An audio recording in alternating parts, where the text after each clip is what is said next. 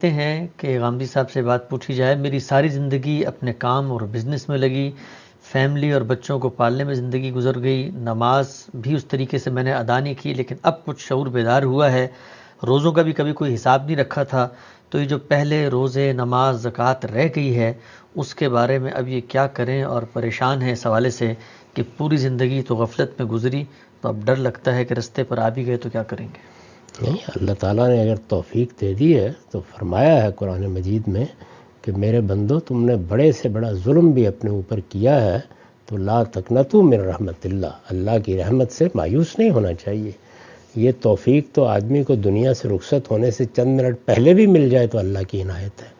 تو اگر یہ توفیق مل گئی ہے تو توبہ کریں، استغفار کریں، اور اگر پیچھے جو کچھ کوتاہی ہوئی ہے اس کا ازالہ ممکن ہو تو کرنے کی صحیح کریں۔ مثلا روزوں کے معاملے میں تو یہ صاف واضح ہے کہ فدیہ بھی دے سکتے ہیں، اگر اللہ تعالیٰ نے ایسے اسباب دیے ہیں، آپ اس پر قدرت رکھتے ہیں، اس کی استطاعت ہے تو یہ بھی کر سکتے ہیں۔ اسی طرح نماز آپ پڑھ رہے ہیں تو آپ نوافل کی جگہ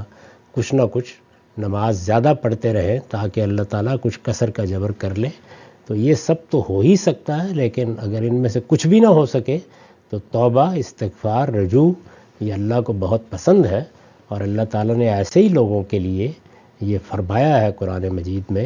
کہ اگر اللہ تعالیٰ یہ دیکھیں گے کہ وہ اپنی توبہ پر قائم ہے، اپنے شعور پر قائم ہے، اور اب ان کا عمل صحیح ہے، تو وہ ان کی جو کوتاہیاں اس سے پہلے ہوئی ہیں ان کو بھی حسنات میں بدل دیں گے۔